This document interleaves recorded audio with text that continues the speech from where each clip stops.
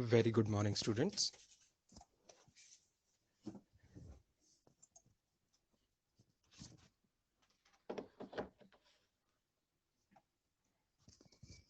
चलो आज से थोड़ा सा लिमिटेड स्ट्रेंथ में अपन मिलने वाले, तो एक बार चेक करते हैं। मैंने आप सबको अनम्यूट किया है। If you can try unmuting yourself and say can you hear me clearly. Instead of typing try to reply by audio. आपका ऑडियो अनम्यूट करके Sir, ट्राई की। Yes, yes, some of you said yes. बाकी students as many of you can unmute try कीजिए, just as a trial. खुद को unmute करके yes no बताने की कोशिश कीजिए कितना क्लियर है नहीं है। Am I clear to you? Yes no? Say Yes, sir. Say good, good, okay, ठीक है। कुछ students are able to unmute themselves, तो अच्छी बात है। हम इसी मोड में कंटिन्यू करेंगे। बस इस मोड का एक ही डिसएडवांटेज है स्टूडेंट्स, कि आप अगर कंटिन्यूअस अनम्यूट रखेंगे तो आपका बैकग्राउंड अगर नॉइज आपके साइड से कुछ घर पे आता है तो वो सबको सुनाई देगा। उसका ध्यान रखिए। बस ऐसा कुछ नॉइज रहेगा तो अपने आप को म्यूट कर लीजिएगा तब।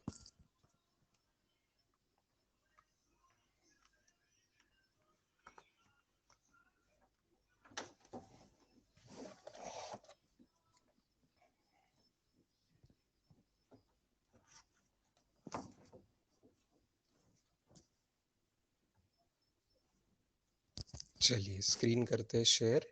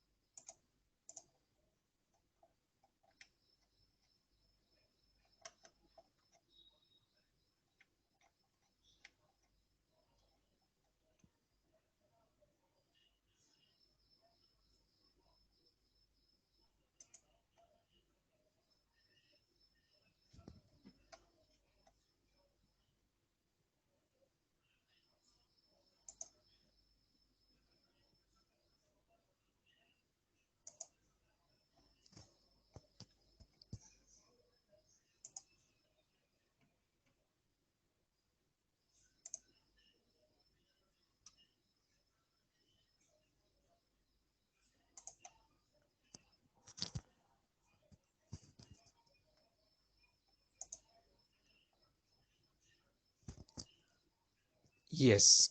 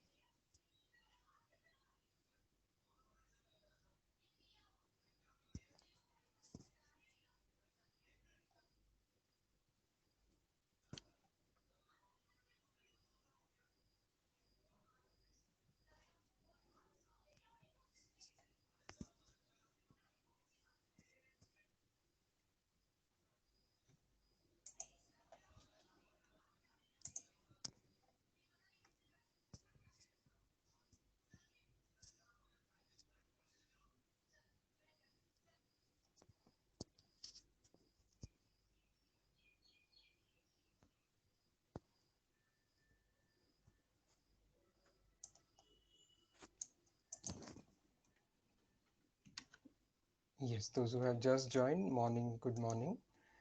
You're able to see the screen, students?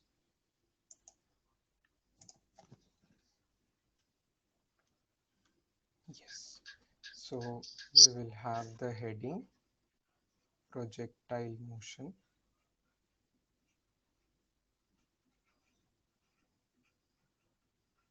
First 10-15 minutes we will do a theoretical part, lot of theoretical part, definitions लिखना वगैरह वगैरह. लिखिए definition, what is projectile motion, इसकी लिखिए definition.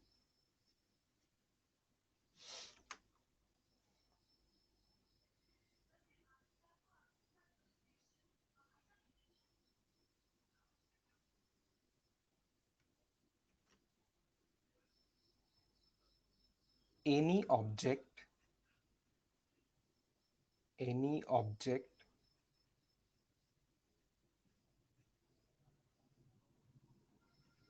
when given any object when given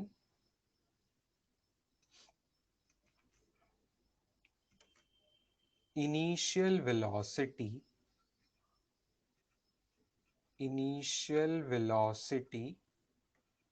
obliquely initial velocity obliquely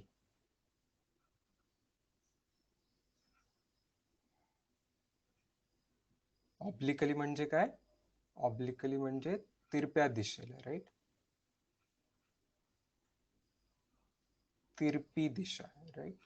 अंग्रेज हिंदी में कहेंगे तो टेढ़ा। I hope this is original correct word. तो any object when given initial velocity obliquely and then it follows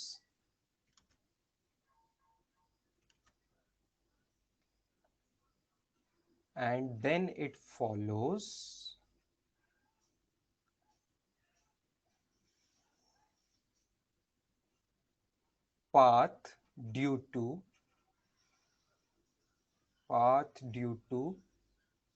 effect of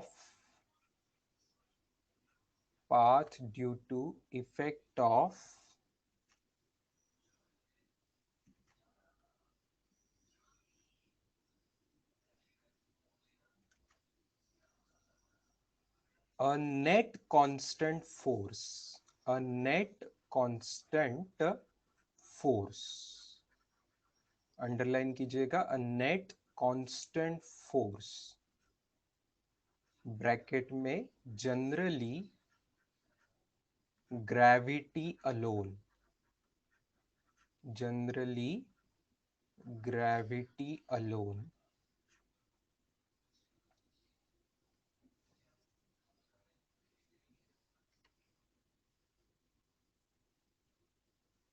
is called as projectile, is called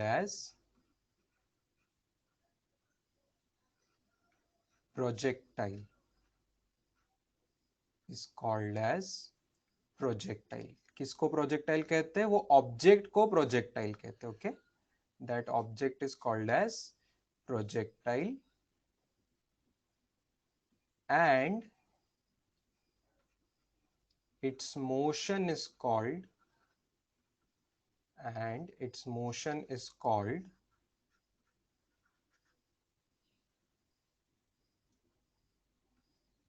projectile motion,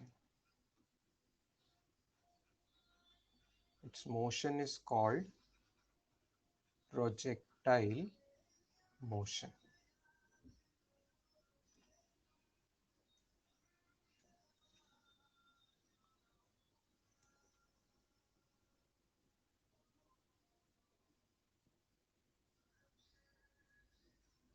कुछ लोगों ने oblique के लिए अनदर वर्ड बोला, English word slant, बिल्कुल correct word है slant. Oblique के लिए कोई स्लैंट बोलेंगे। Will it be exactly like hypotenuse वगैरह वगैरह, वो देखेंगे हम, डायग्राम निकालेंगे तब हम देखेंगे। जैसे कि इट्स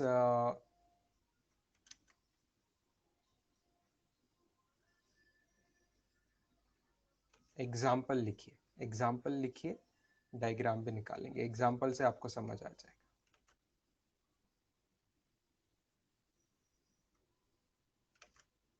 बेस्ट एग्जाम्पल लिखिए, a cricket ball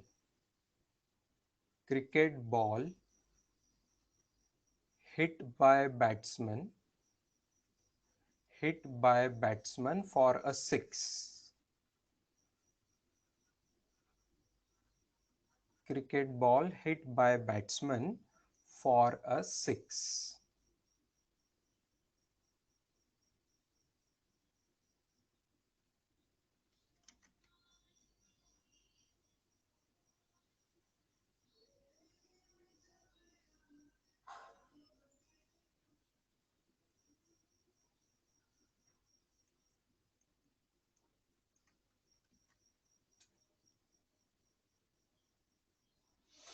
this is the best example students, just देखो एक एक वर्ड डेफिनेशन का वो सेटिस्फाई करता है क्या। यहाँ पे ये जो क्रिकेट बॉल है, ये बॉल ही एक ऑब्जेक्ट है, तो that will be cricket ball will be called as a projectile. क्यों? देखिए यहाँ पे मैं पिच का डायग्राम निकालता हूँ अप्रोक्सीमेटली। दिस इज स्टेडियम, ठीक है, स्टेडियम की डायग्राम ये है। यहाँ पे रास्ते बीच में पिच निकालते हैं, यहाँ विकेट्स है दोनों साइड पे। तो बॉलर आया यहाँ से ऐसे, और यहाँ पे आपका बैट्समैन है, batsman is hitting the ball, right, batsman is hitting the ball. तो शुरू में बॉल को बैट्समैन 6 के लिए मार रहा है, मान लो फाइनली वो ऐसे तरीके से 6 जा रहा है यहाँ पे। तो जब बैट्समैन मार रहा है तो किस डायरेक्शन में बैट्समैन ने बॉल को मारा? ना वर्टिकली ना हॉरिजॉन्टली, एकदम हवा में ऊपर भी नहीं फेंका है वर्टिकली, ना ही हॉरिजॉन्टली मारा है, तिरछा मारा है, ये बात मान रहे हो। तो batsman has given the ball initial velocity कैसे डायरेक्शन में? टेढ़ी डायरेक्शन में। टेढ़ा मतलब का सीधा मतलब यहाँ पे कि like it's neither horizontal nor vertical, बीच में की कोई तो भी डायरेक्शन में किसी तो भी पर्टिकुलर एंगल से वो दिया हुआ है। ये पहली बात सेटिस्फाई करी उसने।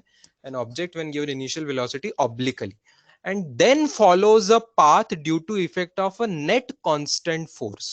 देखो एक बार बॉल मार दिया बैट्समैन ने और बॉल ने बैट को छोड़ दिया, बॉल हवा में चला गया, उसके बाद बॉल पे मेन फोर्स कौन सा लग रहा है? Gravity alone. ठीक है, वही डेफिनेशन में समझाया गया है कि एक नेट कांस्टेंट फोर्स एक्ट करेगा, जो कि यहाँ पे मोस्ट ऑफ द केसेस में जनरली ग्रेविटी अलोन का फोर्स होगा। तो बॉल हवा में छूटने के बाद प्योरली ग्रेविटी के हिसाब से जा रहा है, तब बॉल के साथ हवा में कोई छेड़छाड़ नहीं हो रही है, कोई छेड़छाड़ नहीं हो रही है, कोई छेड़छाड़ नहीं हो रही। Nobody is stopping the ball, nobody is again hitting the ball in the air, you know, तो ऐसा कुछ नहीं हो रहा है। आप लोग सोच सकते हैं कि एयर रेजिस्टेंस थोड़ा सा होगा, तो वो भी हम निग्लेक्ट करते लिखेंगे थोड़ी देर में जाके। तो हम मानेंगे कि प्योरली ग्रेविटी के अंडर वो बॉल जा रहा है, तो इस बॉल को ही बोलेंगे प्रोजेक्टाइल। जो ऑब्जेक्ट है उसी को बोल देंगे प्रोजेक्टाइल, और उसकी जो मोशन होगी, जो भी इसकी डिस्प्लेसमेंट होगा, वेलोसिटी होगा, एक्सेलरेशन होगा, उसके जो इक्वेशंस बनेंगे, वो सब उसका जो मोशन रहेगी। जैसे लास्ट चैप्टर में हम 1D मोशन किया करते थे, rectilinear motion, one dimensional motion बोला करते थे। यहाँ पे इस मोशन का पर्टिकुलर नाम है प्रोजेक्टाइल मोशन। ठीक है, यहाँ पे इसका नाम है projectile motion. Is it like a parabola? Is its path like a parabola? बहुत अच्छा सोचा है। Yes, it is like a parabola. वो हम प्रूव कर पाएंगे कल, आज नहीं, कल प्रूव कर पाएंगे कि पैराबोला कैसा है। आज के हमारे इक्वेशन में वो नहीं बनेगा, उसको थोड़ा सा टाइम लगेगा डिराइव करने को। उसके पहले बहुत सारी चीजें करनी पड़ेगी। बट हाँ, आप लोगों का गैस बिल्कुल सही है कि ये जो क्रिकेट बॉल जाता है उसका पाथ एकदम पैराबोलिक सा ही होता है। Yes, very good. Football kicked bye player also projectile, बिल्कुल सही, कोई टेंशन नहीं है। लिख लीजिए सेकंड एग्जांपल, फुटबॉल किक्ड, कोई टेंशन नहीं, दोनों स्पोर्ट वाले एग्जांपल हो गए।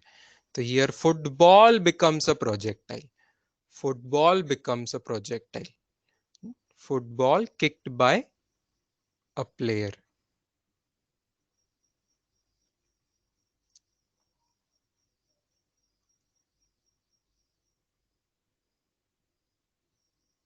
इन एयर, ये इन एयर वर्ड भी इंपॉर्टेंट है, क्योंकि वो ग्राउंड पे ही एक दूसरे को पास करते हैं प्लेयर्स, वो वाला पास करना that won't be a projectile. जब हवा में फेंकेगा and at a particular angle kick करेगा फुटबॉल को, तो वो भी जो रहेगा वो भी प्रोजेक्टाइल रहेगा।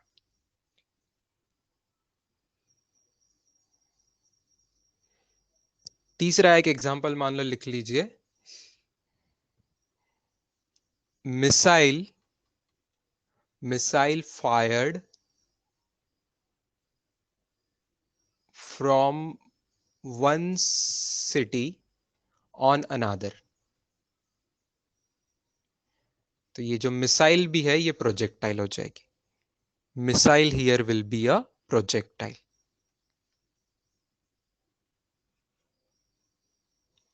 एक सिटी से दूसरे सिटी पे ट्रैवल कर रहे.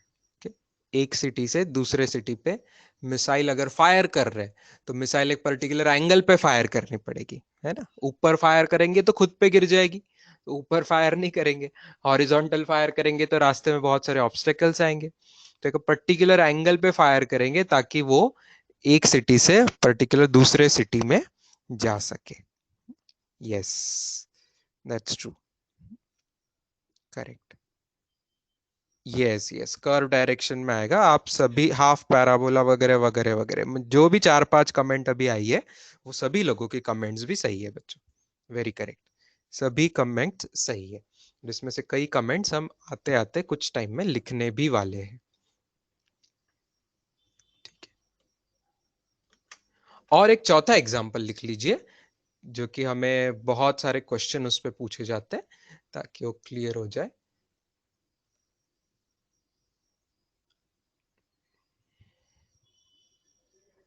मान लो अ फूड पैकेट, लिखिए अ फूड पैकेट, अ फूड पैकेट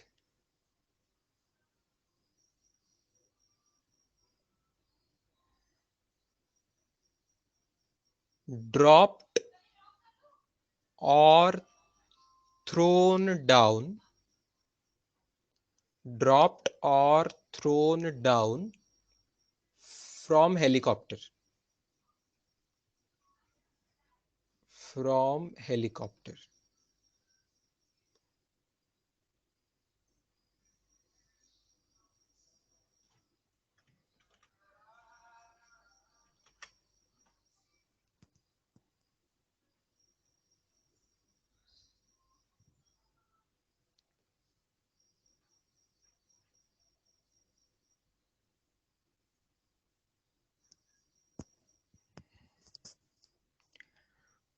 देखो अब इसमें ड्रॉप्ड में ऐसा नहीं समझना आपने कि ड्रॉप मतलब एकदम वो डाउन आएगा.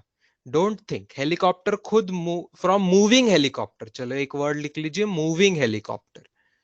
मूविंग हेलीकॉप्टर, मूविंग वर्ड डाल दीजिए, मूविंग वर्ड डाल दीजिए, मूविंग हेलीकॉप्टर. तो प्लीज अंडरस्टैंड, यहाँ पे कहीं ग्राउंड रहेगा, यहाँ पे कहीं आपका ऐसा हेलीकॉप्टर है जो कि मूव कर रहा है.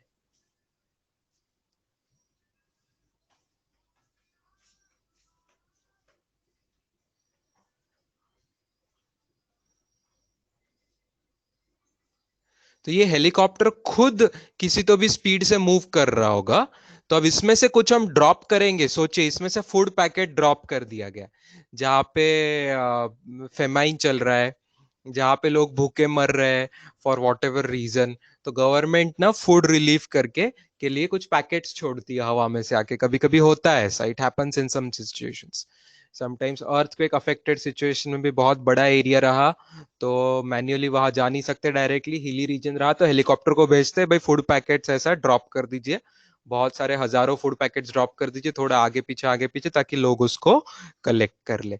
तो जब ऑब्जेक्ट को छोड़ेंगे तो उसको कोई वेलोसिटी भी मिलेगी कि नहीं. किसकी मिलेगी? जो हेलीकॉप्टर में से छोड़ा है उसी की स्पीड उस ऑब्जेक्ट को, पैकेट को मिल जाएगी. तो पैकेट छोड़ने के बाद ऐसे ऐसे ऐसे ऐसे ऐसे जाएगा. Please understand, this is also curved path, और वो जमीन पे रास्ते पे गिरेगा. तो ये भी प्रोजेक्टाइल है. यहाँ पे जो फूड पैकेट है वो पैकेट प्रोजेक्टाइल बन गया. यहाँ पे जो फूड का पैकेट है ये पैकेट प्रोजेक्टाइल बन गया. अब सवाल आता है सर यहाँ पे ऑब्लिक तो है नहीं, टेढ़ा तो है नहीं, ये टेढ़ा क्या है? तो यहाँ टेढ़े का मतलब किसको टेढ़ा है पता है? यहाँ टेढ़े का मतलब है कि जो बाद में जो फोर्स आने वाला है उसको वो टेढ़ा होना चाहिए, उसके डायरेक्शन में नहीं होना चाहिए, उसके डायरेक्शन में नहीं होना चाहिए. तो यहां ऑब्लिकली का मतलब है, यहां ऑब्लिकली का मतलब है कि u bar and F bar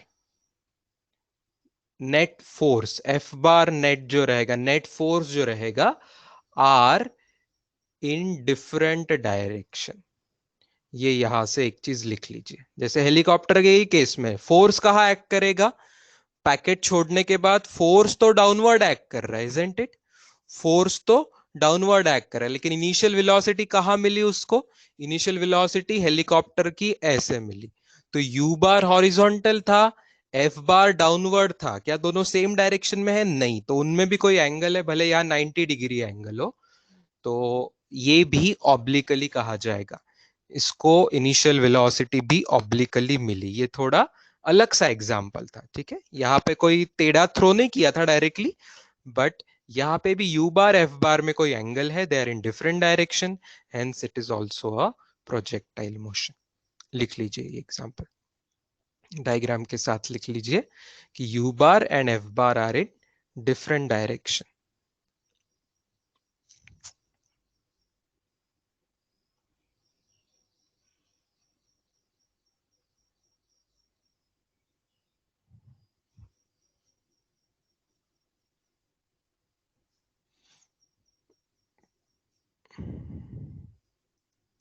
angry Birds का एग्जांपल, वाह बहुत अच्छे। आपके गेमिंग में बहुत बार आपको दिखते हैं ऐसी चीजें। साक्षी क्या बोल रहे? It means object draw from a particular distance will follow motion in curve path due to effect of only gravity. हाँ बोल सकते हैं साक्षी, सही बात है। Jay Kumar is saying sir all objects under free fall are projectile as they are under gravity alone. uh, Jay Kumar, not all objects, not all objects will be called as under free fall will be called as gravity.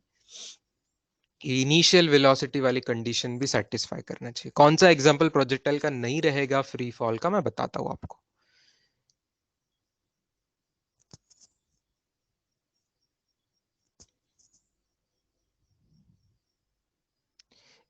Inertia का कुछ role है क्या sir? Inertia का कुछ role है क्या? Inertia क्या बोलते हैं? Inertia is tendency of an object to remain in its state of rest or of uniform motion. Not exactly. देखो इनर्शिया की जो डेफिनेशन थी आपने स्कूल में देखी थी, इनर्शिया क्या होता है? ऑब्जेक्ट जैसी है वैसी रहना चाहती है। रेस्ट पे है तो रेस्ट पे रहना चाहती है, और यूनिफॉर्म मोशन में है तो यूनिफॉर्म मोशन में रहना चाहती है, unless acted upon by external force. External unbalanced force जब तक एक्ट नहीं होता तब तक वो इनर्शिया में रहती। तो अब यहाँ पे तो फोर्स एक्ट होगा, हम बोल रहे हैं, ठीक है ना? यहाँ पे फोर्स एक्ट होगा, तो यहाँ पे कोई मोशन रेस्ट नहीं रहेगी, ना ही यूनिफॉर्म मोशन रहेगी, ठीक है? तो ये नॉन यूनिफॉर्म मोशन रहेगी। सो यहाँ पे इनर्शिया नहीं सिर्फ काम करेगा, एक्सटर्नल फोर्स भी काम करेगा, ठीक है? एक्सटर्नल फोर्स भी काम उस पे करेगा।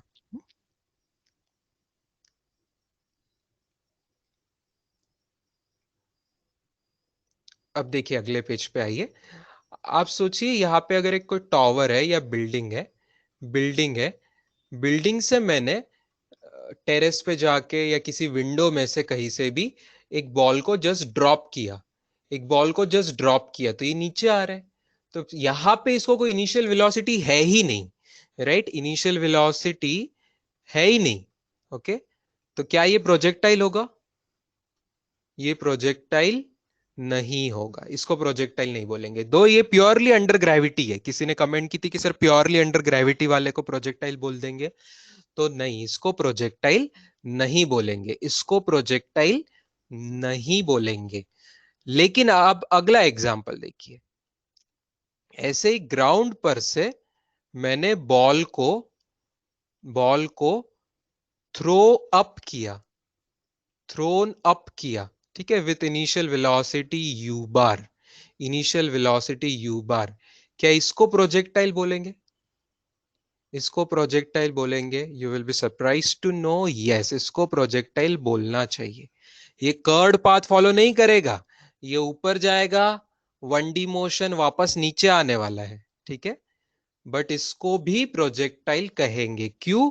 बिकॉज यू बार अपवर्ड है, यू बार अपवर्ड है, एफ बार डाउनवर्ड है, ग्रेविटी का फोर्स डाउनवर्ड है। तो अपवर्ड और डाउनवर्ड कैसी डायरेक्शन है? डिफरेंट डायरेक्शन है। डिफरेंट डायरेक्शन में यू बार एफ बार रहा तो उसे प्रोजेक्टाइल कहेंगे, उसे प्रोजेक्टाइल कहेंगे। ठीक है, हाँ। यस, पाथ ऑब्लिक होना जरूरी नहीं है, पाथ ऑब्लिक होना जरूरी नहीं है Sushmita. Sushmita is saying sir यहाँ पे तो ऑब्लिक पाथ नहीं है। तो मैंने ये नहीं बोला कि पाथ ऑब्लिक है कर्व्ड है करके, most of the time parabolic होता है, ये कर्व्ड पाथ होता है, लेकिन हमेशा जरूरी नहीं है कि वो कर्व्ड पाथ पैराबोलिक ही बने। This is an exceptional example, ये अभी जो मैंने दिया, this projectile is not following a curved path. Okay, this is following curved path नहीं है इसका, कर्व्ड पाथ इसका नहीं है, ये 2D मोशन भी नहीं है। Actually, this is a straight path. It is following a straight path and it is 1D motion. Okay. तो ये एक एक्सेप्शन है। Okay, this is one exception, ये एक एक्सेप्शनल एग्जांपल है। ऐसा एग्जांपल छोड़ के मैक्सिमम 99% केसेस में आपका 2D कर्व पाथ आने वाला है। ये 1D वाला स्ट्रेट पाथ आने का ये एक एक्सेप्शनल एग्जांपल है प्रोजेक्टाइल का, अदरवाइज इसका कर्व पाथ आता है। बट ये प्रोजेक्टाइल आएगा, इसको डेफिनेशन की प्रोजेक्टाइल की सेटिस्फाई करता है, इसीलिए इसको प्रोजेक्टाइल मोशन बोला गया। यहाँ पे ऑब्लिकली वर्ड जो था प्रोजेक्टाइल में वो किसके लिए था? यू बार का direction with respect to F bar oblique है। ऑब्लिक इन द सेंस यहाँ पे 180 डिग्री का एंगल है। ठीक है, यहाँ पे 180 डिग्री का एंगल है कि नहीं, मान रहे हो? Yes, in exceptional cases, projectile can become 1D also. Yes, here in exceptional cases, projectile can become 1D also. That's correct. In exceptional cases, projectile can be 1D also. Yes, generally, projectile is 2D, but in exceptional cases, it can become 1D also. बिल्कुल सही समझा आपने. Yes. चलो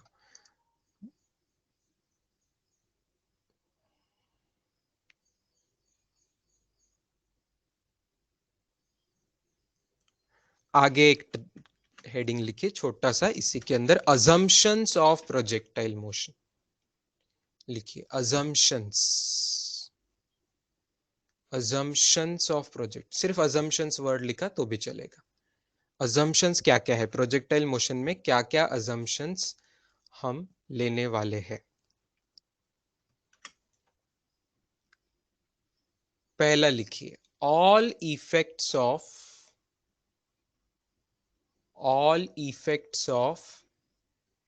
air resistance are ignored। हालांकि ignore कर देंगे, as if है ही नहीं ऐसा मानेंगे। all effects of air resistance are ignored। in another words, air resistance को assumed to be negligible, assumed to be negligible, ना के बराबर एयर रेजिस्टेंस है, इतना है कि वो नहीं है ऐसा मान सकते, जीरो सा ही है ऐसा मान सकते। ठीक है,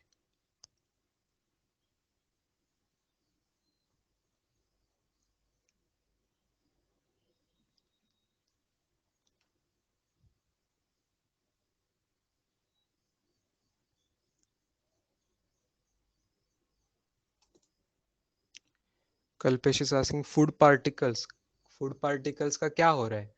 फूड पार्टिकल्स कहाँ पे है? किसी के पेट में है, डाइजेस्टिव सिस्टम में है, कि कहाँ पे है फूड के पार्टिकल? कोई भी चीज प्रोजेक्ट है तो आपको डिफाइन करना पड़ेगा वो कहाँ पे है, कौन सी मोशन की आप बात कर रहे हैं, है ना? जैसे बॉल की बात करें तो क्रिकेट बॉल अगर बैट्समैन ने फेंका है तो वो प्रोजेक्टाइल है ना? बैट्समैन ने हवा में फेंका है तो प्रोजेक्टाइल है, लेकिन फोर के लिए ग्राउंड पे सीधा मार दिया तो वो उसको प्रोजेक्टाइल नहीं बोलेंगे। तो आपको सिचुएशन बतानी पड़ेगी, कोई चीज को क्या सिचुएशन में है वो सिचुएशन डिस्क्राइब करनी पड़ेगी, तब पता चलेगा कि वो प्रोजेक्टाइल है कि नहीं है। तो फूड पार्टिकल अगर मैं च्यू कर रहा हूँ मेरे मुंह में या मेरे पेट के अंदर वो डाइजेस्ट हो रहा है तो वो थोड़ी ना प्रोजेक्टाइल है। तुम कब की बात कर रहे हो? फूड प्रोजेक्टाइल तुम्हारे मुंह में से गिर गया ऐसा तो ऐसा अगर खाते खाते मुंह में से बोलते बोलते गिर गया वो पार्टिकल, हाँ तो वो प्रोजेक्टाइल हो जाएगा। तो आप सिचुएशन डिस्क्राइब करना पड़ेगा, in certain situation it can be a projectile. पिछले एग्जाम्पल में बोल रहे हैं बेटा, पिछले एग्जाम्पल में पार्टिकल नहीं था, पार्टिकल को क्या होगा, पार्टिकल हवा में आड़ा टेढ़ा जाएगा, पैकेट था, फूड का पूरा पैकेट था, पैकेट को थोड़ा वजन होगा तो एयर रेजिस्टेंस उसको ज्यादा नहीं लगेगा, तो हैवी पैकेट ऑफ फूड ऐसा था। अकेला पार्टिकल तुम छोड़ो तो हवा में से वो कैसे आड़ा टेढ़ा ऐसे घूम घूम के आएगा, जैसे कागज को हवा में छोड़ देते हैं तो कैसे आता है ना, इसलिए मैंने पार्टिकल वर्ड नहीं यूज किया यहाँ पे, it is a food packet. Food packet का मतलब है कि अच्छा खासा उसमें 2-4 किलो का फूड रहेगा, है ना, तो उसको हवा रेजिस्टेंस इतना नहीं रहेगा ऐसा मान रहे हो, कि एयर रेजिस्टेंस निग्लिजिबल मान के, तो yes in that case food packet is a projectile. ठीक है, चलो तो all effects of air resistance ignored, ये एक अजम्पशन लिया। सेकंड एक इंपॉर्टेंट अजम्पशन लीजिए, g is taken constant. G is taken constant मतलब एक्सेलरेशन ड्यू टू ग्रेविटी जो स्मॉल जी रहता है, g is taken constant, g is taken constant means means it is means it is short range projectile, means it is short range projectile, short range projectile, okay, means it is short range projectile।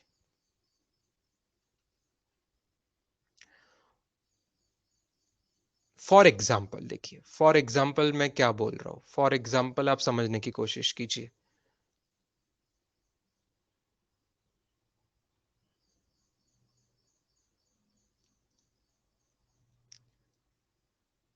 मान लो Indian border है, Indian border पर से, Indian border पर से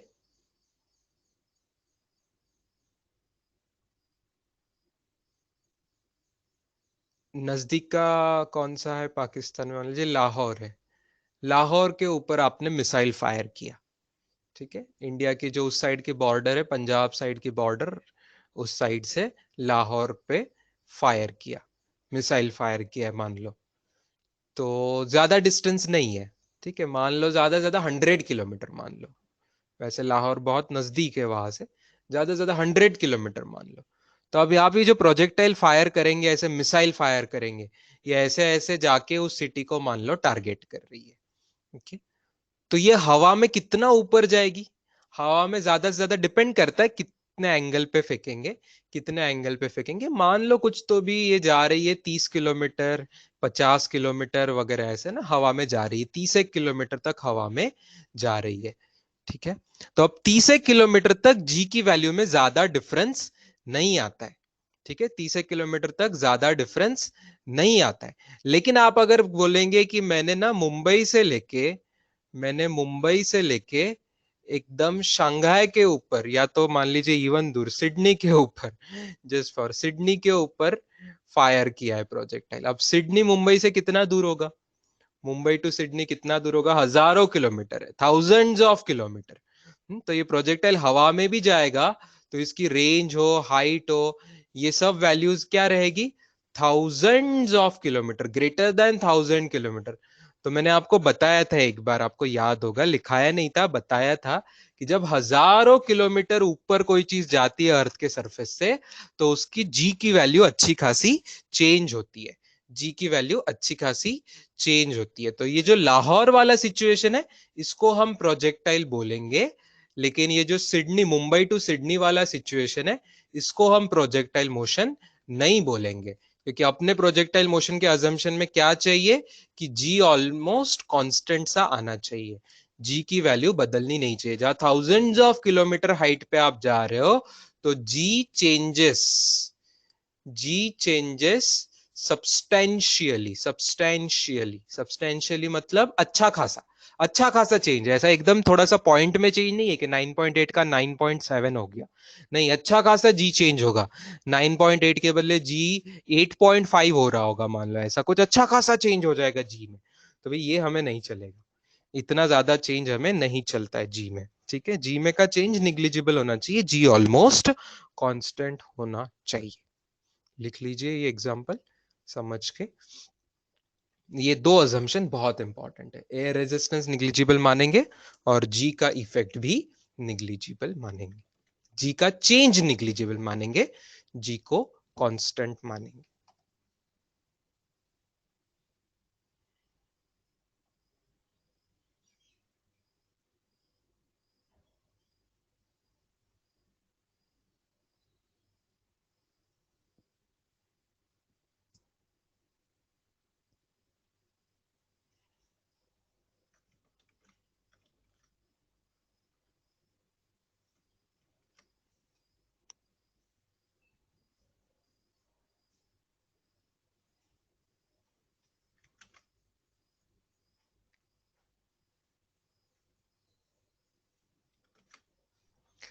चलो आगे अगले page पे लिखिए, अगला एक छोटा सा हेडिंग लिखिए, nature of projectile motion. Nature of projectile motion.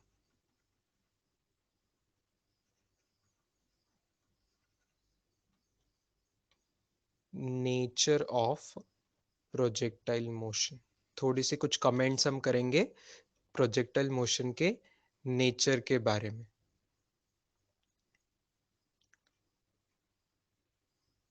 First लिखिए, इट फॉलोज, जनरली ब्रैकेट में लिखना जनरली क्योंकि कोई एक्सेप्शन है, it follows generally curved 2D path, curved 2D path with constant acceleration, with constant acceleration,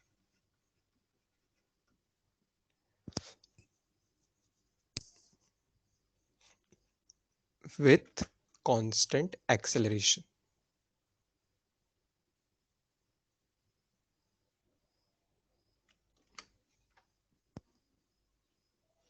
and second चीज लिखिए,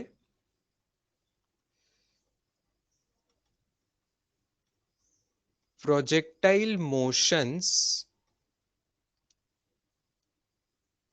curved path, curved path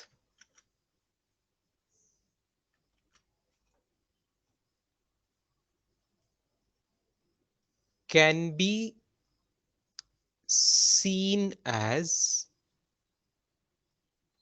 bracket में लिखिए analysed as, can be seen as या analysed as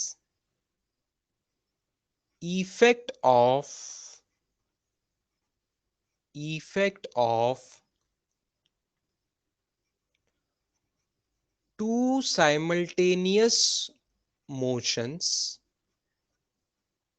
two simultaneous motions in two perpendicular directions। लिखते रहिए मेरे साथ साथ, समझाऊंगा मैं। two simultaneous, effect of two simultaneous motions in two perpendicular directions। ये टू परपेंडिकुलर डायरेक्शंस लिखिएगा एरो करके, हॉरिजॉन्टल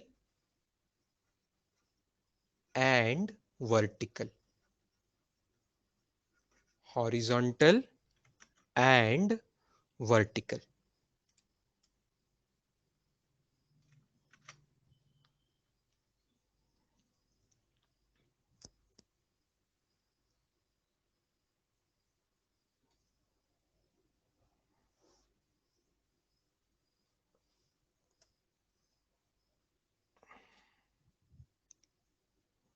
या स्टूडेंट्स में से किसी का कैमरा ऑन है बेटा तो ऑफ कर दीजिए। दिव्या का कैमरा ऑन है, somebody is saying। तो yes, you can click on it to just there is an option कि कैमरा आप ऑन ऑफ कर सको. Yes, it's good that अभी कैमरा और ऑडियो दोनों ऑन ऑफ हम कर सकते हैं. जब जरूरत पड़ेगी मैं आप लोगों को बोलूंगा कि आप कैमरा भी ऑन कीजिए कुछ स्टूडेंट्स को, इफ आई नीड. बट अभी के लिए आपका ऑडियो भी है तो काफी है, कैमरा की जरूरत नहीं है. कैमरा डिस्टर्ब करेगा अभी. चलिए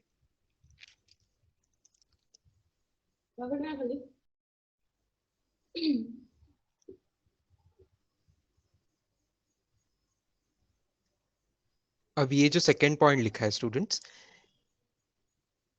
ये सब आपको कुछ टाइम में हम मैथमेटिकल एनालिसिस अब करेंगे तो समझ आएगा. जैसे हॉरिजॉन्टल को हम आई कैप डायरेक्शन बोलते हैं, वर्टिकल को जे कैप डायरेक्शन बोलते हैं. तो ये बोल क्या रहा है, सेकेंड पॉइंट बोल रहा है कि है उसका कर्व पाथ, लेकिन उसका एनालिसिस हम करेंगे दो अलग अलग डायरेक्शन में. एक हॉरिजॉन्टल डायरेक्शन में आई कैप का एनालिसिस करेंगे, एक वर्टिकल डायरेक्शन में दैट इज जे कैप का एनालिसिस. बेटा बैकग्राउंड नॉइज मत आने दीजिए. तो ठीक है, अभी के लिए मैं आपको सबको म्यूट कर दे रहा हूँ वापस. जब मुझे आपसे कुछ बुलवाना होगा तो मैं आपको अनम्यूट कर दूंगा वापस. तो जब ये कर्व्ड पाथ को हम एनालाइज करेंगे तो दो अलग अलग डायरेक्शन में पूरा एनालिसिस करेंगे, चाहे उसका डिस्प्लेसमेंट हो, वेलोसिटी हो, एक्सेलरेशन हो, वगैरह वगैरह. तो सब हम दो perpendicular direction, that is one horizontal direction and one vertical direction, इसमें अलग अलग उसको देखेंगे हम, मतलब एनालाइज करेंगे. जब भी मैथमेटिकल एनालिसिस करना है हमको, उसके इक्वेशंस बनाने हैं, तो हम आई कैप अलग जे कैप अलग ऐसा एनालिसिस करके बाद में उसको कंबाइन करके देखेंगे प्रोजेक्टाइल मोशन. ठीक है. तो ये एक प्रोजेक्टाइल मोशन के नेचर की खास बात है, क्योंकि वो 2D पाथ रहेगा तो हम दोनों डायमेंशन को वेक्टोरियली अलग अलग, हॉरिजॉन्टल को अलग, वर्टिकल को अलग, ऐसे एनालिसिस कर सकते हैं. चलेगा यहां तक? थोड़ा थोड़ा ओके है स्टूडेंट्स? ये एनालिसिस आपको अभी शुरू करता हूं, फिर मैं मैथमेटिकल पार्ट स्टार्ट करें. चलो मैथमेटिकल पार्ट स्टार्ट करते हैं. अब डायग्राम पे ध्यान दीजिए. पहली बार मैं इसकी डायग्राम अच्छे खासे सोफिस्टिकेशन में निकालने की कोशिश करूंगा. ये यहाँ पे ग्राउंड है. ग्राउंड पर से एक किसी ऑब्जेक्ट को हमने ऐसे थ्रो किया. कैसे थ्रो किया? एक पर्टिकुलर एंगल पे थ्रो किया. तो u बार इज उसकी इनिशियल वेलोसिटी. तो यहाँ थीटा भी एक कोई एंगल रहेगा. ठीक है. और वो थ्रो करने के बाद आप इमेजिन कीजिए ऑब्जेक्ट कैसे जाएगा. ऑब्जेक्ट ऐसे ऐसे ऐसे ऐसे ऐसे जाके, ऑब्जेक्ट किसी थोड़ी देर के बाद ऑब्जेक्ट ऐसे जाके गिर जाएगा. ठीक है. ऑब्जेक्ट यहाँ पे जाके गिर जाएगा. तो मैं देखो क्या क्या चीजें डिफाइन कर रहा हूं, एकदम ध्यान से देखना. पहले डायग्राम मेरी ध्यान से समझ लिया. अभी कुछ मत लिखिए बेटा. ठीक है, अभी कुछ मत लिखिए. ये जो ग्राउंड की डायरेक्शन है स्टूडेंट्स, और जहां से मैंने थ्रो किया है वहां से जो ऊपर की डायरेक्शन है, मैं सबसे पहले उन डायरेक्शन को एक्सिस ले लूंगा.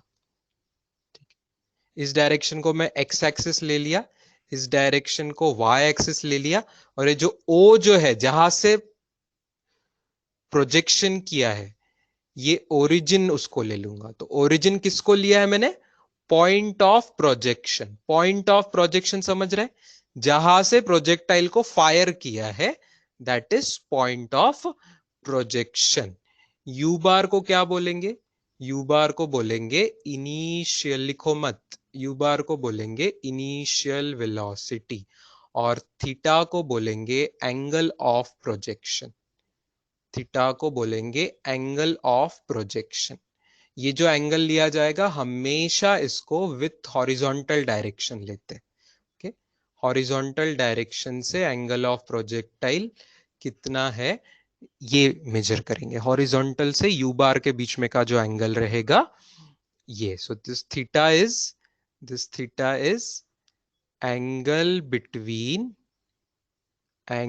Between you bar and x-axis. This is angle between u bar and x-axis. U bar and x-axis.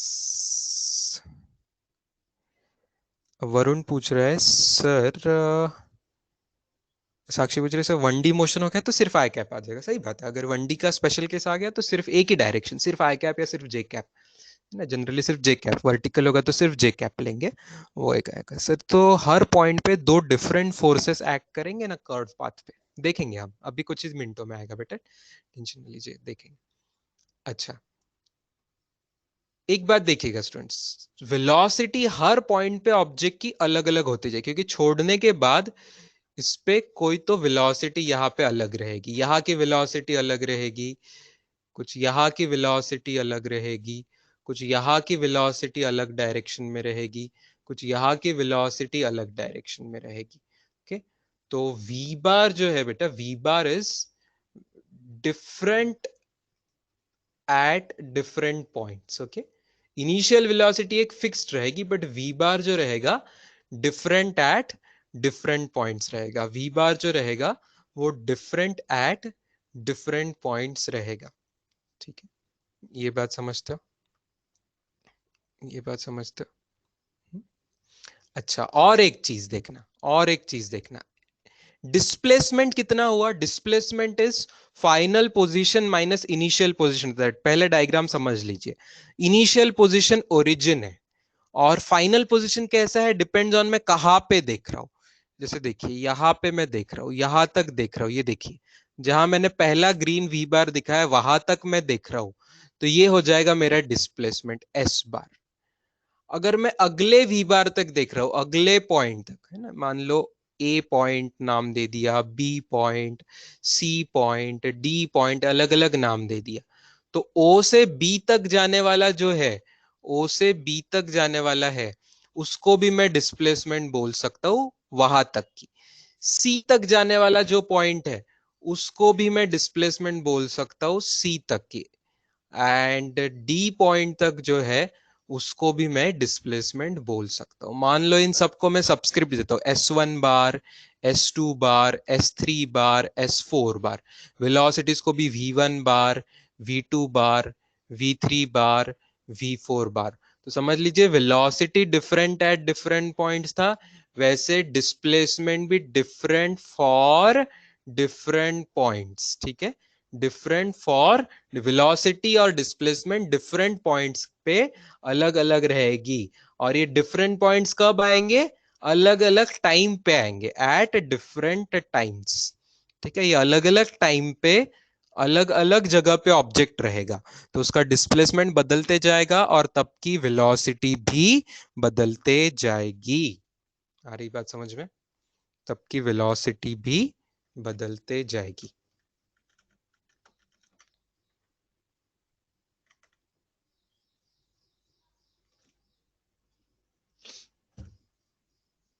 ठीक है, what about acceleration students? What about acceleration? Acceleration is constant and downwards, right? Gravity के हिसाब से होता है, तो constant downwards रहेगा, जो कि जी के मैग्नीट्यूड जैसा रहेगा। G that is acceleration due to gravity जो होता है उतना ही रहेगा, कांस्टेंट रहेगा। ठीक है, तो इनिशियल वेलोसिटी कांस्टेंट है बेटा, एक इनिशियल वेलोसिटी कांस्टेंट है, फिक्स्ड है, एक एंगल ऑफ प्रोजेक्शन फिक्स्ड है, और एक्सेलरेशन भी कांस्टेंट है, मतलब फिक्स्ड है। तो क्या बदलते जा रहा है? वेलोसिटी, फाइनल वेलोसिटी, अलग अलग पॉइंट की वेलोसिटी बदलते जा रही है और डिस्प्लेसमेंट बदलते जा रही है। ठीक है, अब बिकॉज कांस्टेंट एक्सेलरेशन है तो मैं वी बार कैसे फाइंड करूंगा बेटा? ध्यान से देखना, वी बार को मैं you bar plus a bar T, ये इक्वेशन यूज कर लूंगा। और जब मुझे डिस्प्लेसमेंट फाइंड करनी है एस बार, तो मैं कौन सा इक्वेशन यूज करूंगा? Second equation, u t plus half a t square, ये यूज कर लूंगा। ठीक है, these are equations of motion. क्योंकि कांस्टेंट एक्सेलरेशन है, so we can apply equations of motion. इतना लिख लीजिए। चलो, ये पूरा स्क्रीन का पेज लिख लीजिए, फिर आगे हम इक्वेशंस अप्लाई करेंगे। We can apply equations of motion, लिख लीजिए।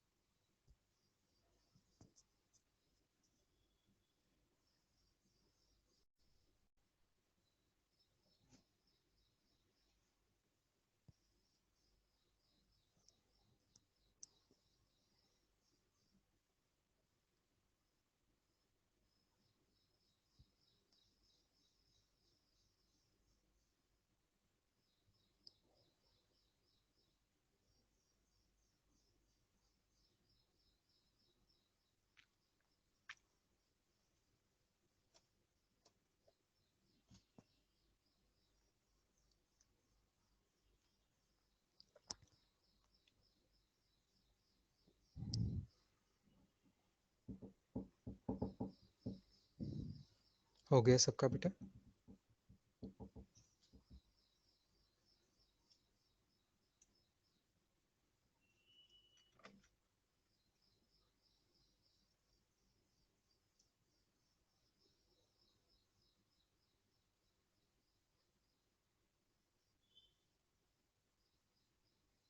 साक्षी बेटा ये बात हम कर चुके हैं। वापस आप जो पूछ रहे हो, टाइम का वेक्टर फॉर्म का कोई संबंध ही नहीं। वेक्टर फॉर्म में लिखा है मैंने, लेकिन टाइम स्केलर होता है तो टाइम को टी लिखते हैं, उस पर बार नहीं लिखते हैं।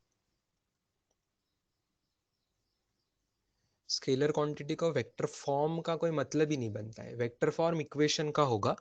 उस इक्वेशन ऑफ जो जब भी कोई इक्वेशन वेक्टर फॉर्म में होता है तो हर वेक्टर क्वांटिटी उसमें बार नोटेशन में आएगी और स्केलर क्वांटिटी उसमें बिना बार नोटेशन के आएगी।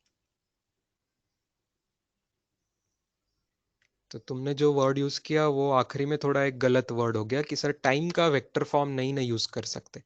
टाइम का वेक्टर फॉर्म होने की कोई बात ही नहीं है। जो स्केलर क्वांटिटी है उसका वेक्टर फॉर्म यूजलेस है, मतलब ही नहीं बनता है। It does not make any sense like that.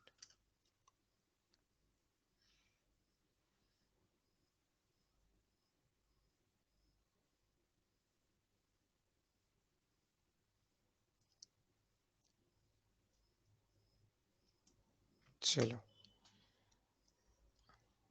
अच्छा व्हाइट कलर से कुछ और भी थोड़ा सा साइड में लिख लीजिए। अब हमें ये जो है ना वी बार और एस बार, इसके इक्वेशन में क्या क्या लगने वाला है आप देखिए। यू बार, ए बार और टाइम, ये तीन चीजें लगने वाली है। यू बार, ए बार और टाइम, ये तीन चीजें हमें लगने वाली है। तो हम क्या करने वाले हैं अभी, नेक्स्ट पेज ले लेता हूं मैं। यू बार को हमें लिखना पड़ेगा कुछ तो भी। मैंने आपको बताया था नोट्स में थोड़ी देर पहले कि हम आई कैप जे कैप में एनालिसिस करेंगे। तो क्या किसी को याद आ रहा है बेटा कि यू बार अगर ऐसा टेढ़ा है, यू बार अगर ऐसा टेढ़ा है तो उसका हॉरिजॉन्टल पार्ट और वर्टिकल पार्ट क्या रहेगा, ये हम कैसे निकालते थे? वेक्टर्स में कैसे निकालते थे? किसी को वो चीज याद आ रही है? क्या निकालते थे उसको, कैसे निकालते थे? You cos theta, correct correct. उसको क्या बोलते थे? कंपोनेंट ऑफ अ वेक्टर, ना वेक्टर रिजोल्यूशन भी बोलते थे। वेक्टर को हॉरिजॉन्टल और वर्टिकल डायरेक्शन में हमें रिजॉल्व करना है। तो यू बार में क्या रहेगा बेटा, देखो यू बार का एक यू एक्स, एक्स डायरेक्शन का कंपोनेंट रहेगा जिसको आई कैप नोटेशन देंगे, प्लस वाई डायरेक्शन का कंपोनेंट रहेगा जिसको जे कैप नोटेशन देंगे। तो एक्स डायरेक्शन का कंपोनेंट होता है यू कॉस थीटा और y डायरेक्शन का कंपोनेंट क्या होता है? u sine theta. y direction का कंपोनेंट क्या होता है?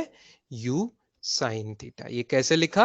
ये लिखा बिकॉज ux होता है u cos थीटा, ux होता है u cos थीटा और uy होता है u साइन थीटा। ये आया था वेक्टर रिजोल्यूशन से, वेक्टर चैप्टर में हमने देखा था। ये एक चीज लिखिए।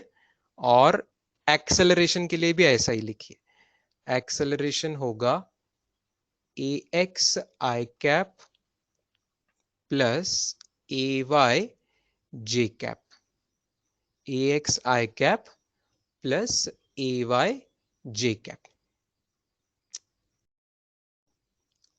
अब एक्सेलरेशन यहां किसकी वजह से है? ग्रेविटी की वजह से, प्योर ग्रेविटी की वजह से है।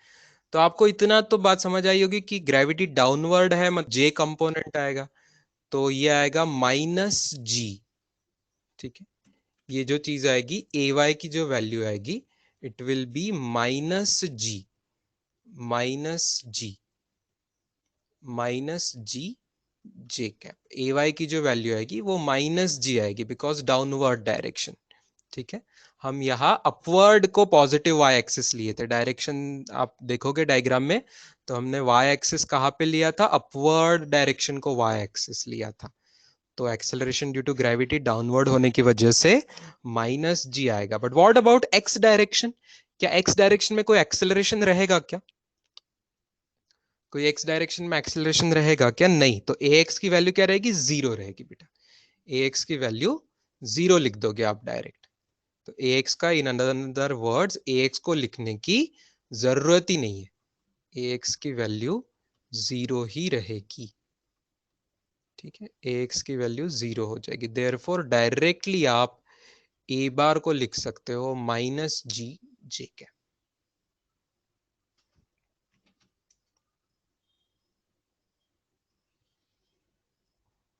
तो हमने दो चीजों के फॉर्मूले लिखे, यू बार का एक लिखा है और एक ए बार का लिखा है, दोनों को मैंने अंडरलाइन किया हुआ है। ठीक है, अब हम आते हैं मेहनत करने में। वी बार का फॉर्मूला, वी बार का फॉर्मूला क्या है? You bar plus a bar into T. चलो मेरे साथ देखिए, पहले ध्यान से बोर्ड पे देखिए, फिर आप लिख लीजिएगा बेटा। वी बार को देखिए क्या होगा, u bar plus a bar t. U bar की वैल्यू हम जो मैंने अभी लिखी है वही यहां पे लिख दू, you cos theta I cap plus you sine theta J cap, ये हुआ यू बार। ए बार को क्या लिखूं? ए बार में कोई आई कैप है ही नहीं, आई कैप जीरो आई कैप लिखूंगा तो जीरो आई कैप लिखना पड़ेगा, तो चाहे तो लिखो या तो ना लिखो, जीरो है तो वैल्यू लिखते नहीं हम कई बार, तो सिर्फ माइनस जी जे कैप, ऐसा मैं एक्सेलरेशन की वैल्यू लिख रहा हूं। और it is multiplied with time, it is multiplied with time. अगली लाइन में, अगले लाइन में मैं क्या करूंगा, सब आई बार आई कैप वाली टर्म एक साथ जोड़ लेंगे और जे कैप वाली टर्म्स एक साथ जोड़ लेंगे। ठीक है, आई कैप वाली टर्म्स एक साथ जोड़ लेंगे और जे कैप वाली टर्म्स एक साथ जोड़ेंगे। तो क्या आप मुझे बताओगे ओरली, बिन ओरली आप बताओगे मुझे देख के कि आई कैप के बाजू में क्या आएगा? आई कैप के बाजू में क्या आएगा, बता सकते? आई कैप के बाजू में क्या आएगा, बता सकते? आई कैप के बाजू में आएगा you cos theta, I cap के बाजू में आएगा यू कॉस थीटा। ठीक है, और जे कैप के बाजू में क्या आएगा, ध्यान से कैलकुलेशन करके देखिए, जे कैप के बाजू में क्या आएगा, जे कैप के बाजू में क्या आएगा? वेरी गुड बेटा, very good, you sine theta minus g T, you sine theta minus g T, ऐसा करके आ रहा है पूरा कैलकुलेशन। हर टर्म का जे वाली चीज एक साथ लेनी है, तो पहली टर्म में से यू साइन थीटा आ रहा है और लास्ट टर्म में से माइनस जी टी आ रहा है, तो u sine theta minus g t j का। बीच में तनिष्क का क्वेश्चन आ रहा है कि सर ए एक्स जीरो क्यों आया? बेटा ए एक्स इसलिए जीरो आया बिकॉज प्रोजेक्टाइल मोशन की डेफिनेशन में जो हमने लिखा था कि नेट फोर्स सिर्फ एक डायरेक्शन में रहेगा, कांस्टेंट रहेगा, जो कि हम मोस्टली प्योरली ग्रेविटी वाला फोर्स मानते हैं। ठीक है, तो gravity is only downwards because gravity is always downwards, या gravity is only downwards only, ऐसा लिखता हूं, डाउनवर्ड्स ओनली। ग्रेविटी कोई राइट साइड में या लेफ्ट साइड में एक्ट करती है क्या बेटा तनिष्क? ग्रेविटी डाउनवर्ड्स एक्ट करती है। ठीक है ना, एक्स डायरेक्शन क्या बता रहा है? एक्स डायरेक्शन बता रहा है राइट लेफ्ट में क्या होगा। तो क्या कभी ग्रेविटी अर्थ की ग्रेविटी ऑब्जेक्ट को राइट साइड में पुल या पुश करेगी क्या, या लेफ्ट साइड में पुल या पुश करेगी क्या? कभी नहीं कर सकती। इसलिए सिर्फ वो वाई डायरेक्शन में डाउनवर्ड एक्ट करेगी, एक्स डायरेक्शन में एक्ट नहीं करेगी, इसलिए there will be no acceleration, no acceleration due to gravity in x direction. ये चीज इंपॉर्टेंट है, डाउनवर्ड्स ओनली। ठीक है, राइट वर्ड नहीं होता, लेफ्ट वर्ड भी नहीं होता। क्लियर है बेटा? अच्छा, अब ये जो चीज आई, अभी जो हमने निकाले दो ब्रैकेट्स वी बार के लिए, जो दो ब्रैकेट्स आए हैं, ये भी वी के दो पार्ट्स है, वी के दो कंपोनेंट्स है। ठीक है, तो इस कंपोनेंट को और इस कंपोनेंट को क्या नाम देंगे बेटा, कोई बताएगा? पहले कंपोनेंट को क्या नाम देना चाहिए और दूसरे कंपोनेंट को क्या नाम देना चाहिए? नाम देना चाहिए, वेलोसिटी की बातें हैं तो क्या नाम दे सकते हैं? V x and v y. Perfect, तो ये वी एक्स कंपोनेंट है और ये वी वाई कंपोनेंट है। ठीक है, इतना लिख लीजिए, इतना लिख लीजिए, फिर आगे कुछ और कमेंट्स बताता हूं इसके बारे में। हमने Vx और Vy की वैल्यू फाइंड करी है यहाँ पे। ये ध्यान से समझ के लिख लीजिए, कुछ भी नहीं समझा है तो वापस पूछिए।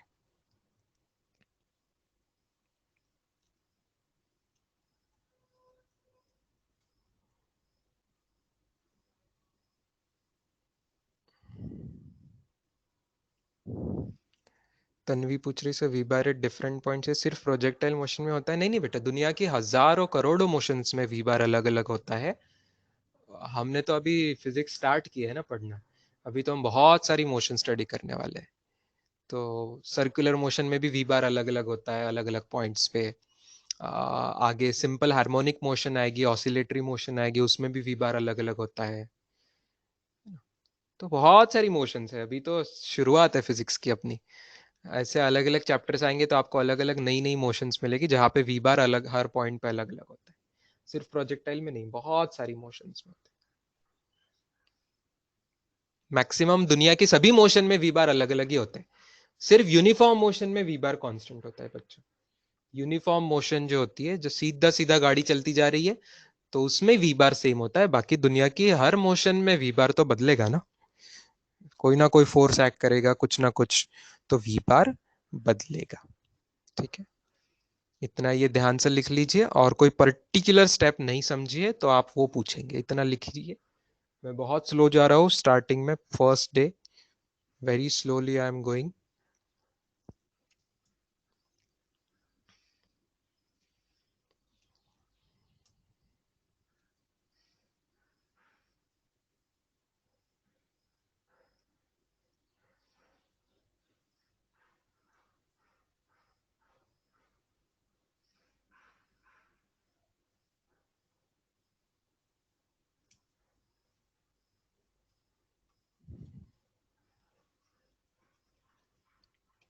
आई मस्ट टेल यू, ये जो चीज है हमें बॉक्स करनी है। मैं जिस चीज को बॉक्स करता हूँ वो चीज हमें याद रखनी होती है। तो ये जो अभी अभी हमारा फॉर्मूला बना है, ये हमें याद रखना है। इस पे डायरेक्ट डायरेक्ट क्वेश्चंस पूछे जाएंगे, हम न्यूमेरिकल क्वेश्चन भी करेंगे। डायरेक्ट डायरेक्ट इस पे सवाल पूछे जाएंगे, हमें वो करने पड़ेंगे।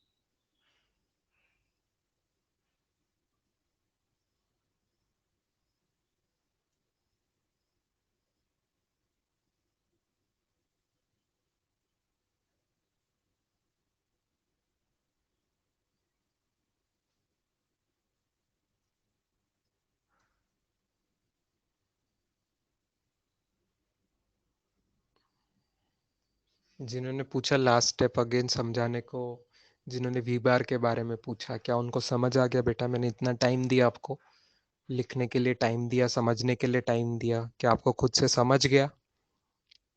लास्ट स्टेप में बस आई और जे वाली टर्म आगे पीछे लिखी है, आई वाली टर्म एक साथ लिखी, जे वाली टर्म एक साथ लिखी है। समझ गया कि नहीं? हाँ, यही होता है।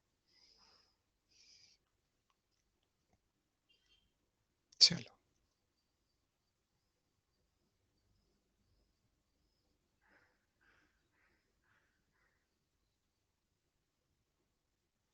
अब ऐसा ही बाजू में मैं रेड कलर से करूंगा डिस्प्लेसमेंट के लिए। बाजू में करेंगे रेड कलर से। आप लोग बाजू में नहीं लिखो, आप लोग नीचे लिखोगे तो भी चलेगा बेटा। आप लोग जैसे जगह आपने आपके नोट्स में की होगी नीचे लिखे, लेकिन लिखिए, ये लिखना बहुत जरूरी है। एस बार के लिए फॉर्मूला लगाएंगे यू बार टी प्लस, पहले मैं कर लूं फिर आप कॉपी कर लेना, पहले आप समझ लीजिए देख के, हाफ ए बार टी स्क्वायर। तो अब इसमें यू बार को क्या लिखेंगे? यू बार को जो ऊपर लिखा है वही, you cos theta I cap plus you sine theta J cap, ऐसा लिखेंगे, और ब्रैकेट के बाहर टी है। बाद में हाफ ए बार को मैं ब्रैकेट में लिखूंगा minus g j cap, minus g j cap, आई कैप की कोई टर्म नहीं है, ब्रैकेट के बाहर टी स्क्वायर, ब्रैकेट के बाहर T square. Therefore S bar जो होगा, एस बार जो होगा, इसमें भी हम अलग से आई कैप की टर्म अलग से लिख लेंगे जमा करके, और जे कैप की टर्म अलग से लिख लेंगे जमा करके। ठीक है, तो ये यहाँ की टर्म क्या आ रही है और यहाँ की टर्म क्या आ रही है, ये आप ऊपर से आई आई वाली टर्म एक साथ, मेरे ख्याल से एक ही टर्म है, और जे जे वाली टर्म एक साथ, जे की दो टर्म्स है ऊपर, तो उनको साथ में जमा करके लिख लीजिए। ये जो पहला पार्ट है उसको हम बोलेंगे डिस्प्लेसमेंट का एक्स कंपोनेंट, और दूसरा जो पार्ट है उसको बोलेंगे डिस्प्लेसमेंट का वाई कंपोनेंट। तो और इसको भी मैं बॉक्स करूंगा, अब आप फाइंड कर लीजिए। चलो ये ब्रैकेट्स आप कंप्लीट कर लीजिए, 2 मिनट बाद हम चेक करेंगे आपका सही आ रहा है क्या। ठीक है, इतना लिख लीजिए एस बार का, और उसको हम बॉक्स करेंगे।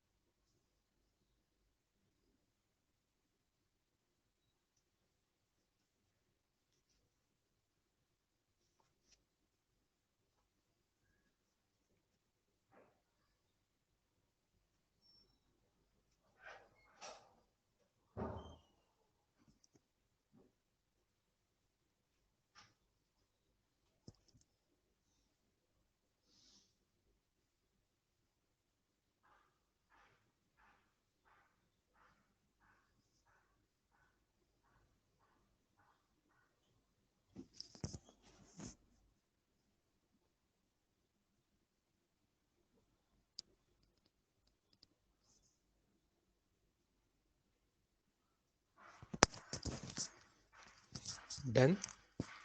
चलो पहला ब्रैकेट बताइए बेटा क्या आया, एस का एक्स कंपोनेंट कौन सा आया, हॉरिजॉन्टल कंपोनेंट क्या आई value,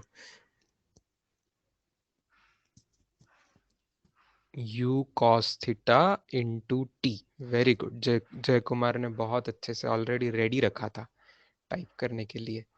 u cos theta into t, u cos theta into t, i cap bracket के बाहर दे रहा हूं मैं, ठीक है, u cos theta into T. बहुत अच्छे, everybody is clear with this. वो टी जो ब्रैकेट के बाहर था ना वो उसके साथ आ जाएगा, तो u cos theta into T, इतना आई कैप आ रहा है। ऑल राइट, चलो जे कैप वाली टर्म बताइए बेटा, जे कैप वाली टर्म बताइए क्या आ रही है, एस का वाई कंपोनेंट उसे बोलेंगे, डिस्प्लेसमेंट का वाई कंपोनेंट क्या आ रहा है।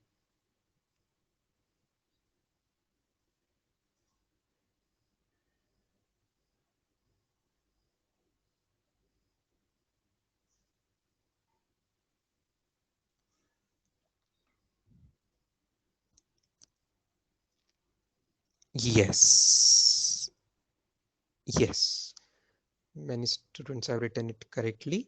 उसमें आएगा u sine theta into T. ठीक है, u sine theta into T minus, plus के साथ माइनस आ रहा है ना, तो इफेक्टिवली माइनस हो जाएगा, minus half G T square, minus half G T square. ये याद रखना है, इसलिए मैंने बॉक्स किया है। ठीक है, ये याद रखना है,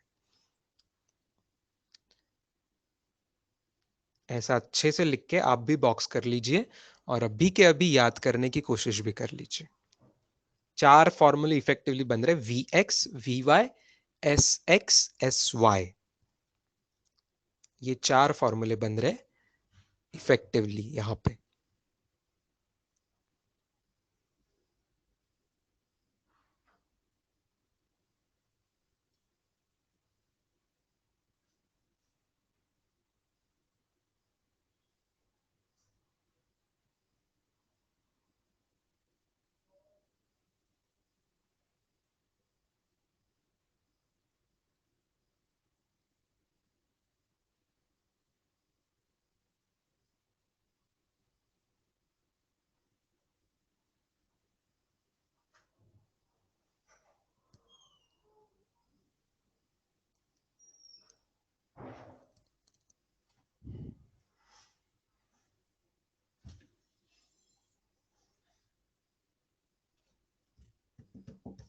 चलो, S is like multiplying whole equation.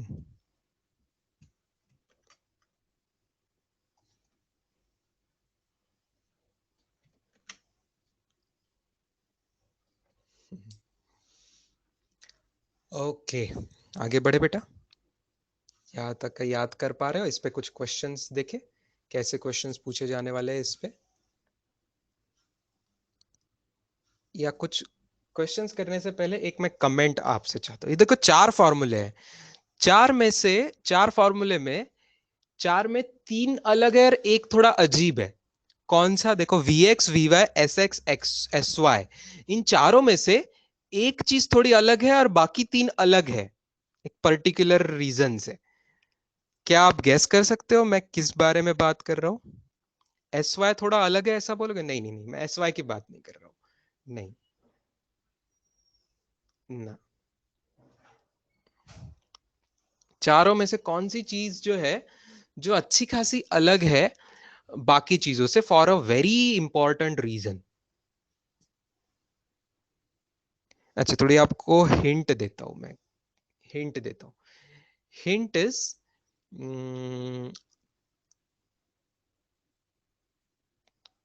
Constant versus changing, constant versus changing, ये हिंट है। यस, अब आ रहा है सही जवाब। Vx ये थोड़ा अलग है, Vx थोड़ा अलग है बाकी तीनों से। बाकी तीनों से Vx थोड़ा अलग है। क्यों अलग है? क्योंकि Vx के फॉर्मूला में टाइम आ ही नहीं रहा है। Vx के फॉर्मूला में टाइम आ ही नहीं रहा है कि नहीं? बाकी फॉर्मूला, Vy का फॉर्मूला में टाइम पे डिपेंड कर रहा है, Sx का फॉर्मूला टाइम पे डिपेंड कर रहा है, Sy का फॉर्मूला भी टाइम पे डिपेंड कर रहा है। ठीक है, तो चलो आइए आगे थोड़ी सी नोट लिख लेते हैं।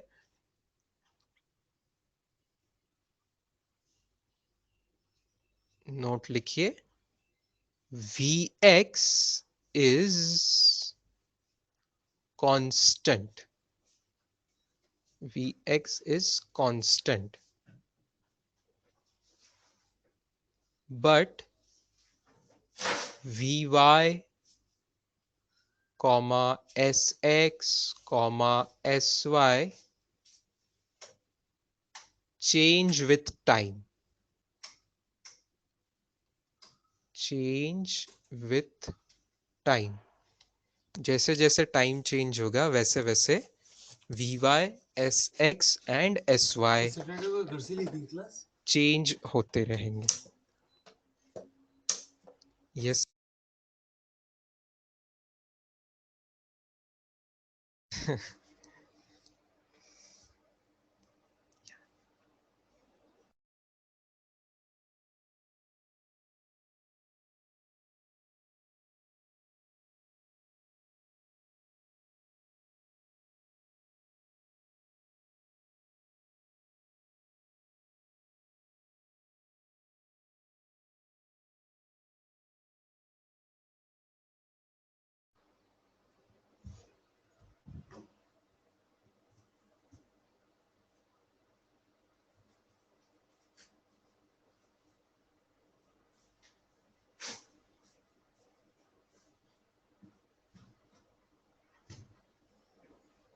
चलो, अब क्वेश्चन करने की हमारी पूरी कैपेसिटी हो गई है।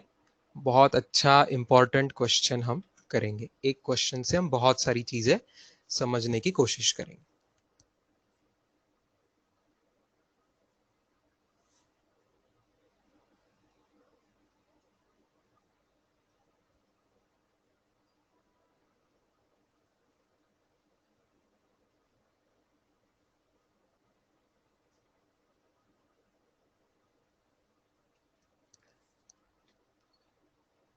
लिखिए क्वेश्चन, मेरे साथ साथ ही लिखिए क्वेश्चन भी, सब वैल्यूज लिख लीजिए।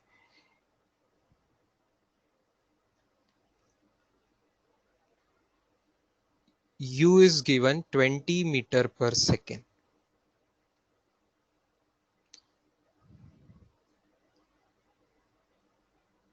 Theta is given 53 degrees. theta is given 53 degrees.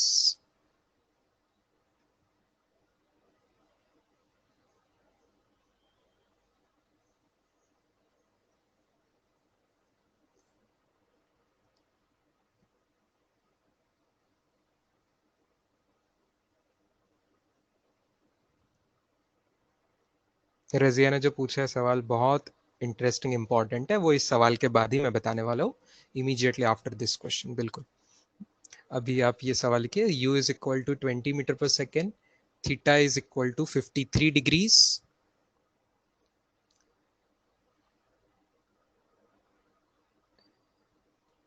g को लीजिए 10 मीटर पर सेकेंड स्क्वायर,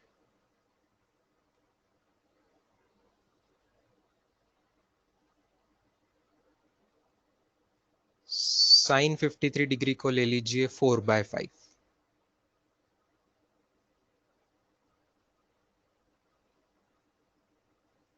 ये अप्रोक्सीमेट वैल्यूज है, आपको ये अप्रोक्सीमेशंस लेने हैं।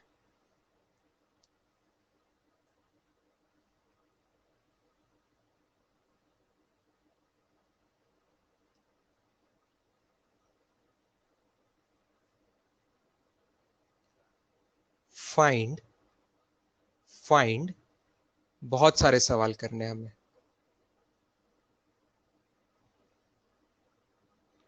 पहला सवाल है यू एक्स, दूसरा सवाल है यू वाई, तीसरा सवाल है ए एक्स, चौथा सवाल है ए वाई।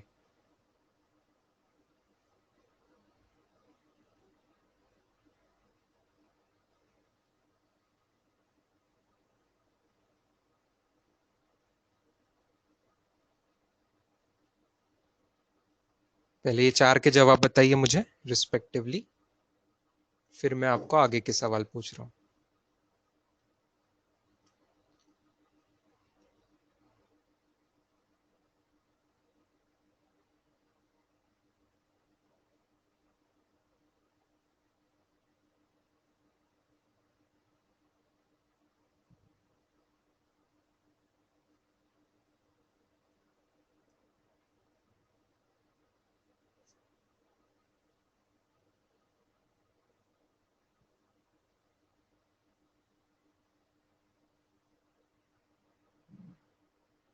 वेरी गुड बेटा, इस यूनिट, हाँ यूनिट के साथ लिखोगे तो ज्यादा सही हो जाएगा। Yes, very good. पहले का जवाब 12 मीटर पर सेकेंड, दूसरे का जवाब 16 मीटर पर सेकेंड, तीसरे का जवाब 0 मीटर पर सेकेंड स्क्वायर, और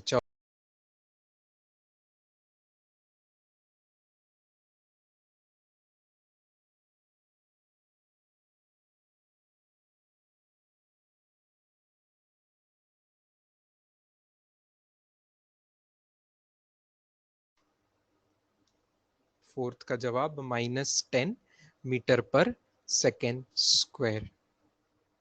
ठीक है,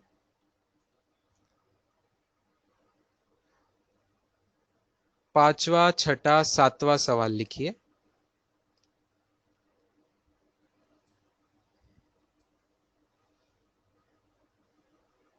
Vx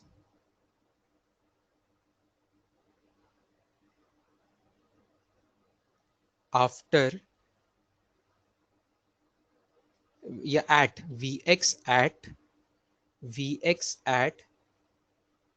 t is equal to 2 seconds, Vy at t is equal to 2 seconds,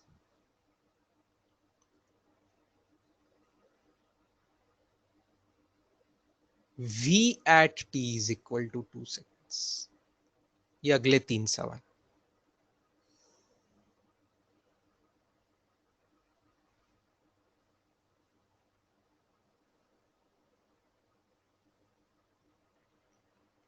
चलिए, आपको v का फॉर्मूला लगाना है, vx vy का फॉर्मूला लगाना है।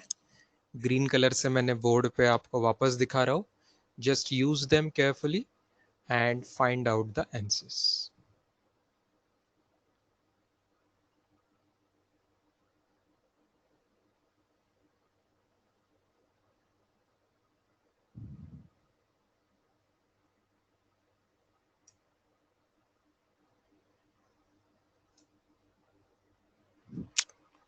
आंसर में कोई आई कैप जे कैप वगैरह कुछ नहीं आना है। आर्या, मैंने वी बार नहीं पूछा है आर्या, देखो लास्ट सवाल में वी बार नहीं है, सिर्फ वी पूछा है, तो आपको सोचना है मैंने क्या पूछा है। It's not vector which I have asked, it's a scalar thing which I have asked. So think what you would have to do.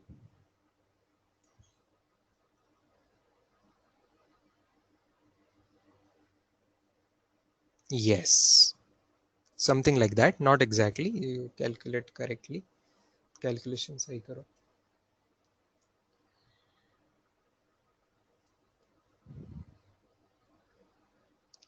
Everyone students, इन तीनों में से पहले का जवाब सबको आ रहा है, फर्स्ट का जवाब सबको आ रहा है 12 metre per second, 12 metre per second सबको आ रहा है, बहुत अच्छे। दूसरे का जवाब क्या रहेगा? दूसरे का जवाब रहेगा, आपको ये फॉर्मूला लगाना पड़ेगा अच्छे से। तो दूसरे का जवाब आ रहा है मेरे ख्याल से -4, correct, -4 metre per second, -4 metre per second, यहां तक आया आपका, देख लीजिए फॉर्मूला लगा के, सीधा सीधा फॉर्मूला लगा के आपको Vx और Vx और Vy का फॉर्मूला बनाया हुआ है हमने, वो फॉर्मूला में वैल्यूज पुट करके, u की वैल्यू 20 रखनी, थीटा की वैल्यू 53 डिग्री रखनी, g की वैल्यू 10 रखनी, टाइम की वैल्यू 2 रखनी है, और सीधा सीधा कैलकुलेशंस करके आपको यहां तक आना है। ठीक है, अच्छा, अगला सवाल क्या कैसा करेंगे, देखो अगले सवाल में क्या है, आप सबको पता है वी बार को हमने लिखा था पिछले इसमें V X I cap plus V Y J cap. अब मैं पूछ रहा हूं वेलोसिटी का सिर्फ v मतलब मैग्नीट्यूड पूछ रहा हूं, तो everybody knows what is magnitude of a vector quantity, what is magnitude of a vector quantity, V X का स्क्वायर प्लस वी वाई का स्क्वायर, ऐसे आपको सॉल्व करना है। तो यहाँ वी एक्स था 12, तो 12 का स्क्वायर, वी वाई था -4, तो -4 का square.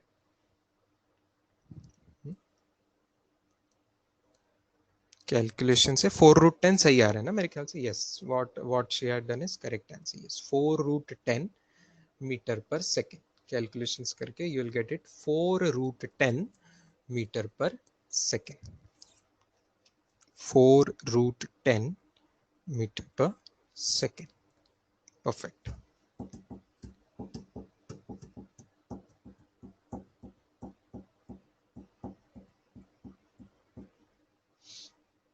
Last question for today. Last question for today and very important. Very, very, very important. अगला क्वेश्चन है coordinates at time is equal to 2 seconds. Coordinates particle के क्या रहेंगे, क्या 2 सेकेंड के बाद मान लो पार्टिकल कहाँ आ रहा है, यहाँ आ रहा है मान लो, है ना, मुझे एग्जैक्टली वी डोंट नो कहाँ जा रहा होगा, बट मान लेते हैं कि मान लो 1 सेकेंड पे पार्टिकल यहाँ आ जा रहा है और 2 सेकेंड पे पार्टिकल यहाँ आ रहा है, तो ये जो पॉइंट है इसके आपको कोऑर्डिनेट्स पूछे हुए हैं, 2 सेकेंड बाद पार्टिकल जहां आएगा उस पॉइंट के आपको एक्स और वाई कोऑर्डिनेट पूछे हुए हैं। क्या आपको समझ रहे हैं, इन अदर वर्ड्स कोऑर्डिनेट पूछे हुए और इनिशियल कोऑर्डिनेट तो 0,0 थे, तो इन अनदर वर्ड्स आपको क्या पूछा गया है, डिस्प्लेसमेंट पूछा गया है, डिस्प्लेसमेंट पूछा गया है। In another words, in another words आपको डिस्प्लेसमेंट का एक्स कोऑर्डिनेट और S X comma S Y, displacement का ही एक्स कोऑर्डिनेट और डिस्प्लेसमेंट का ही वाई कोऑर्डिनेट पूछा गया है। करिए कैलकुलेशंस, करिए कैलकुलेशंस। इसका फॉर्मूला है आपके पास u cos theta into T, ठीक है, पुट द वैल्यूज, और इसका फॉर्मूला भी है आपके पास u sin theta into T minus half G T square, so put the values there also and do the calculations.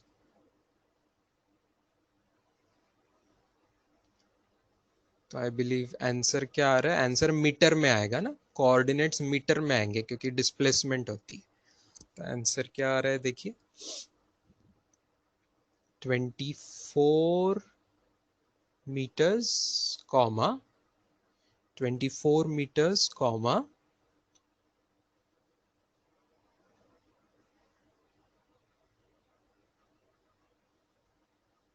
12 meters. Yes, 24 meters comma 12 meters, ये इसका answer आ रहा है। चलो, वेरी गुड। लास्ट थिंग जो रजिया ने पॉइंट आउट किया था, very nice and important thing, देखो ये दोनों चीजों में एक रिलेशन दिख रहा है आपको, सीधा सीधा एक रिलेशन दिख रहा है। What is the relation? You cos theta को डायरेक्ट टी से मल्टीप्लाई करके आपको ये चीज, अच्छा Vx ही Ux है, ये भी आपने ध्यान दिया, Vx ही Ux है क्योंकि वो कांस्टेंट है, टाइम पे डिपेंड ही नहीं कर रहा है, तो जो Ux था वही Vx है। तो एक बात लिख लीजिए, डिस्प्लेसमेंट का x कोऑर्डिनेट इज u का ही x कोऑर्डिनेट, u का ही x कंपोनेंट इनटू टाइम। ये एक और फॉर्मूला या एक नोट करके वहां पे लिख लीजिए, एज ए नोट आप ये लिख सकते हैं। डिस्प्लेसमेंट का जो x कंपोनेंट है वो u का ही x कंपोनेंट इनटू टाइम करके आएगा, क्योंकि ux ही vx होता है, वही u cos थीटा होता है। ओके, उसी को आप u cos theta into t भी लिख सकते हैं, ठीक है, वही u cos थीटा होता है। तो उसी को टाइम से मल्टीप्लाई करके सीधा सीधा आपको s मिल रहा है। S का हॉरिजॉन्टल कंपोनेंट आपको मिल रहा है, डिस्प्लेसमेंट का हॉरिजॉन्टल कंपोनेंट आपको मिल रहा है। इस क्वेश्चन में भी देखिए, इस क्वेश्चन में भी देखिए, इस क्वेश्चन में ux क्या आया था अपना, इस क्वेश्चन में ux आया था 12, इस क्वेश्चन में ux आया था 12। तो आप ऑब्जर्व कीजिए, ये डायरेक्टली ux इंटू टी करके मिल रहा है क्या, ux आया था 12, टाइम आया था 2, तो टाइम दिया है 2, तो डायरेक्टली ux इंटू टी करके भी आपको डिस्प्लेसमेंट का कंपोनेंट मिल रहा है। ठीक है, चलो आगे की थ्योरी कल कंटिन्यू करेंगे। Good day students, bye. थोड़ा सा पढ़िएगा, मैं होमवर्क में दूंगा आपको, क्या पढ़ना है, आपको क्या सॉल्व करना है बताऊंगा आपको। ओके, चलो बाय स्टूडेंट्स, थैंक यू।